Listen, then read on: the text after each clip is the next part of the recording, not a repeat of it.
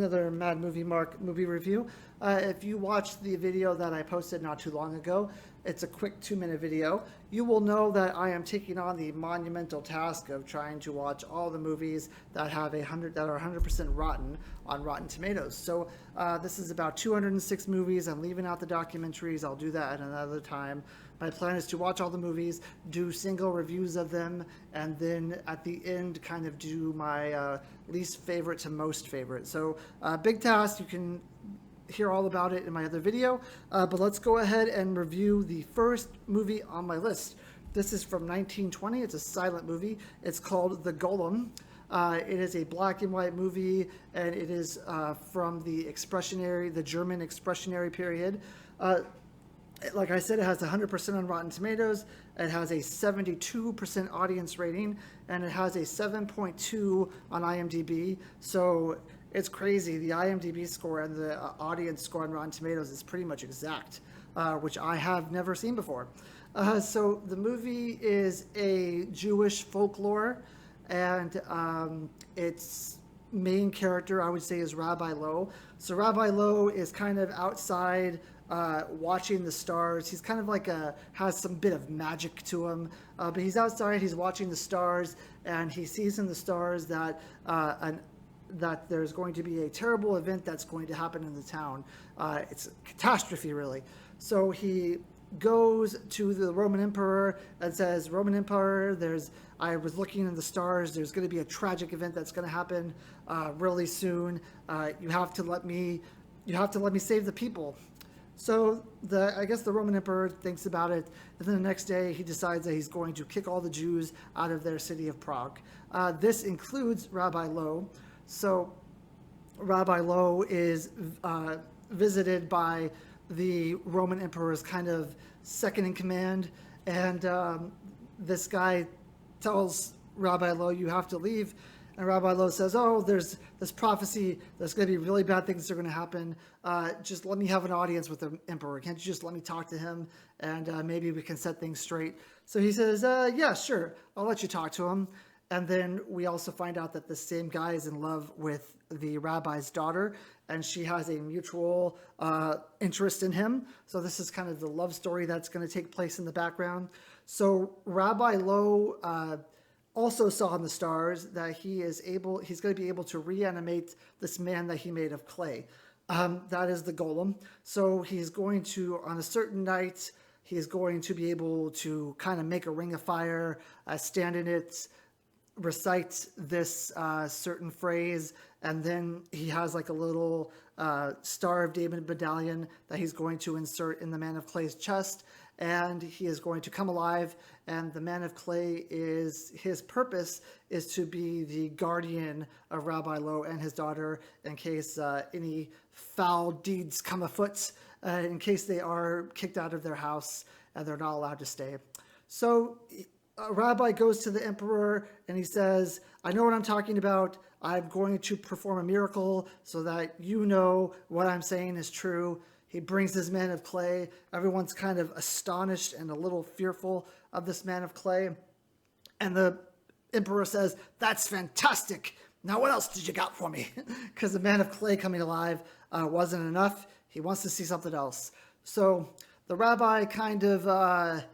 There's a wall that they're all looking at. So he kind of is able to play this scene of the Jews leaving their town and being forced out onto the wall, sort of like if it was playing on an overhead projector for you who are old enough to know what that is.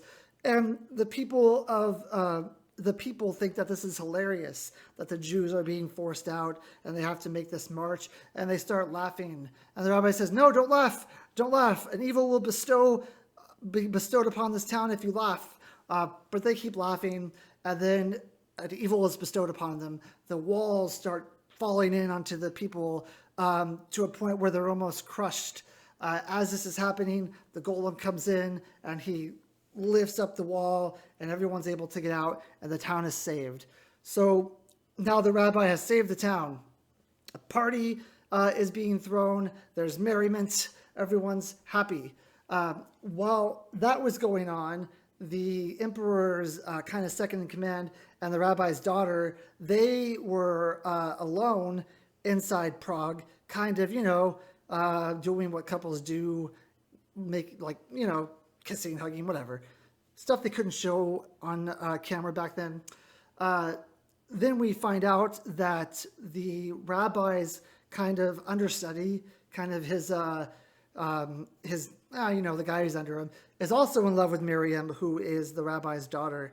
And when he sees this, when he realizes this is happening, he gets very upset, and he ends up getting the clay man for himself, the golem for himself, while there's merriment. He ends up getting the golem for himself, and he makes the golem attack the emperor's second in command. The golem kind of goes crazy on everyone, starts a fire, basically destroys the entire house which the rabbi lived in, and then he comes upon a group of kids, and he kind of picks up this is the golem.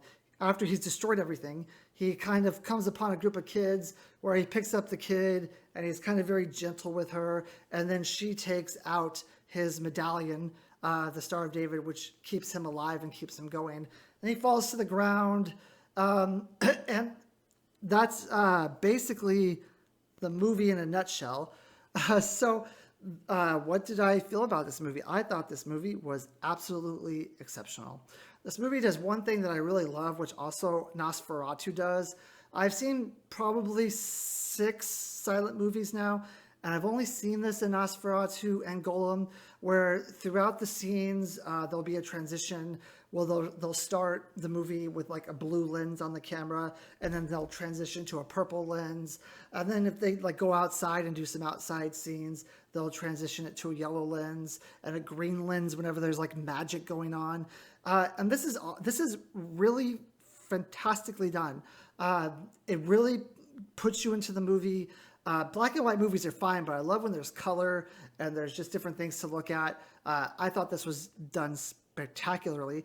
The acting is also really good. I think that Rabbi Lowe's character, who is the standout of this movie, he really does a good job of kind of showing his emotions, going from like sad to happy to assertive. I think he does a really good job of it. It's really hard to, in my opinion, it's hard to display the emotions that you're feeling without using any verbal cues. It is a silent movie, so you really do have to act without overacting, kind of thing. And I thought he did a really, really good job of it. The writing is good. It's based off the Jewish folklore, which I think is quite amazing, which I had no idea. Also, something else I didn't have any idea about. So you may notice that this movie might be a lot like Mary Shelley's Frankenstein. So the folklore is older than Mary Shelley's Frankenstein, so it's thought that she borrowed from this movie. It's not for sure. I don't think there's any proof that she borrowed from this movie, but it definitely feels like she does, which is really amazing to me because I love Frankenstein. I have a Frankenstein tattoo on my back. He's always been this really great character to me, kind of how he was, the way he was made and how he was like outcasted. It's a lot like what you see in this movie at some point. And this movie for me is well ahead of its time. It's really good. I think it deserves the 100% on Rotten Tomatoes. That being said, it's hard for me to give a movie like a 9 or a 10. As I thought this movie was really, really spectacular. I don't know if it was up to that echelon, so I am going to give it a 8.5 out of 10. And I hope you join me for my next review. I hope you have a good day.